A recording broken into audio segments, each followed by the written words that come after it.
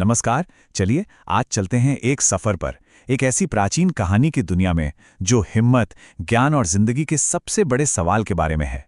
ये कहानी है एक छोटे से लेकिन बेहद दृढ़ निश्चयी लड़के नचिकेता की, जिसने सवाल पूछने की हिम्मत की, वो भी सीधे मृत्यु से। यही वो सवाल है, एक ऐसा सवाल जिसे पूछने की हिम्मत उस छोटे से लड़के ने की। उसने मृत्यु के देवता यम से पूछा, मरने के बाद आखिर होता क्या है? जरा सोचिए, अगर किसी को सीधे सीधे मृत्यु से एक सवाल पूछने का मौका मिले तो वो क्या पूछेगा? बस यही वो मौका है जो हमारी आज की कहानी के नायक को मिलता है। तो कहानी की शुरुआत होती है ऋषि वाज्रश्रवस की यहाँ से, जो एक बहुत बड़ा यज्ञ कर रहे थे। अब इस यज्ञ का मकसद था कि वो अपनी सारी संपत्ति का त्याग कर देंगे जिससे उन्हें पुण्य मिले, लेकिन उनके दान में एक बहुत बड़ी कमी थी। वो सब कुछ बस एक दिखावा था। वो दान में ऐसी बूढ़ी और बीमार गायें दे रहे थे जो किसी काम की नहीं थीं, दूध तक नहीं दे सकती थीं। मतलब एक ऐसा दान जिसका असल में कोई मूल्य ही नहीं था। लेकिन उनके छोटे से बेटे नचिकेता की नजरें बहुत तेज थीं। उसने ये सब देख लिया, इस पाखंड को पकड़ लिया, और शायद अपने पिता को उनकी गलती का एहसास दिलाने के लिए उसने बड़े भोलेपन से ये सवाल पूछ लिया। एक बार पूछा, दो बार पूछा, नचिकेता बार बार यही सवाल पूछता रहा, जब तक कि उसके पिता के सब्र का बांध टूट नहीं गया। उनका गुस्सा 7वें आसमान पर पहुंच गया और उन्होंने झल्लाकर कह दिया, जा, मैं तुझे मृत्यु को देता हूं, यम को। और बस गुस्से में निकले इन्हीं शब्दों ने नचिकेता की किस्मत और उसकी यात्रा की दिशा हमेशा के लिए तय कर दी। नचिकेता ने अपने पिता के शब्दों को कोई श्राप नहीं बल्कि एक आदेश की तरह माना, और बिना डरे, बिना एक पल सोचे वो यमलोक की तरफ निकल पड़ा। उसका इरादा एकदम पक्का था।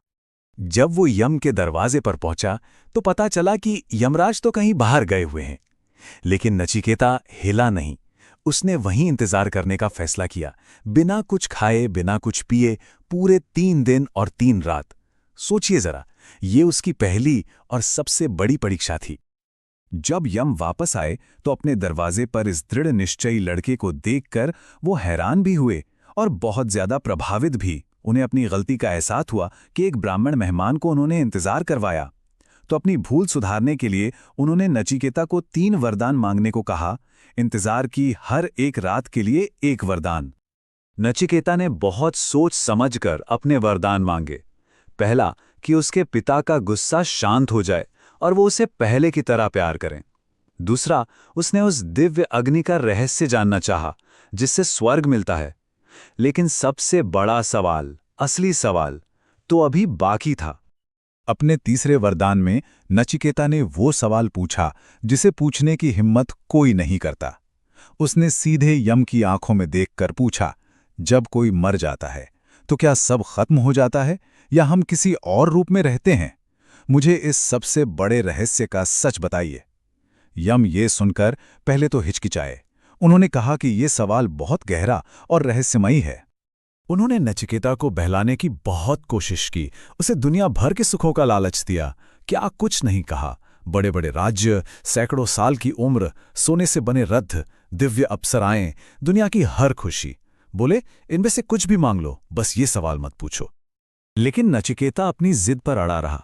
उसने कहा, हे मृत्यु के देवता, ये सारी खुशियां तो आज हैं, कल नहीं। ये तो बस इंद्रियों को थका देती हैं। ये सब आप ही रखिए। मुझे तो बस वो सच जानना है जो कभी नहीं बदलता, जो हमेशा रहता है। नचिकेता का ये दृढ़ निश्चय देखकर यम समझ गए कि ये कोई आम बच्चा नहीं है, ये तो ज्ञान का सच्चा साधक है। और तब यम उसे वो परम रहस्य बताने के लिए तैयार हो गए।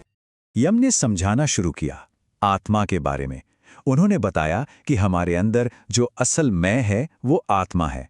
वो न कभी पैदा होती है और न ही कभी मरती है। शरीर तो खत्म हो जाता है, पर आत्मा वो हमेशा रहती है, अविनाशी। यम ने आगे बताया कि जिंदगी में हर इंसान के सामने हमेशा 2 रास्ते होते हैं।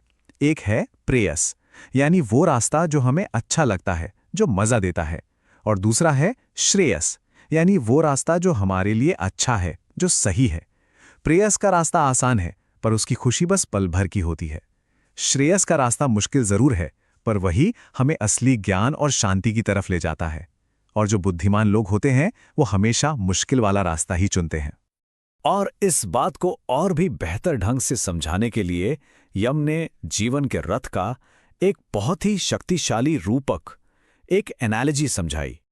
उन्होंने कहा, कल्पना करो कि हमारा ये शरीर एक रथ की तरह है जो जीवन की यात्रा के लिए हमारा वाहन है। इस रथ को खींचने वाले जो घोड़े हैं वो हैं हमारी 5 इंद्रियां। ये वो शक्तिशाली ताकतें हैं जो हमेशा दुनिया की चीजों की तरफ भागना चाहती हैं। अब इन बेलगाम घोड़ों को काबू में करने के लिए जो लगाम है वो है हमारा मन। और इस लगाम को थामकर रथ को सही दिशा दिखाने वाला जो सारथी है वो है हमारी बुद्धि, हमारा इंटेलेक्ट। लेकिन सबसे जरूरी सवाल, इस रथ का मालिक कौन है? वो है हमारी आत्मा जो इस रथ में बैठी है। अगर सारथी यानी हमारी बुद्धि मजबूत नहीं है और मन रूपी लगाम को कसकर नहीं पकड़ती तो इंद्रियों के घोड़े रथ को कहीं भी भटका कर ले जाएंगे और मंजिल कभी नहीं मिलेगी। मृत्यु के देवता से ये सबसे बड़ा ज्ञान पाकर नचिकेता की चेतना पूरी तरह से बदल गई। उसकी यात्रा अब पूरी हो चुकी थी। यम ने उसे आशीर्वाद दिया और वापस जिंदा लोगों की दुनिया में भेज दिया। अब वो सिर्फ एक लड़का नहीं था, वो एक ऐसा इंसान था जिसने मौत के डर को ही हमेशा के लिए जीत लिया था।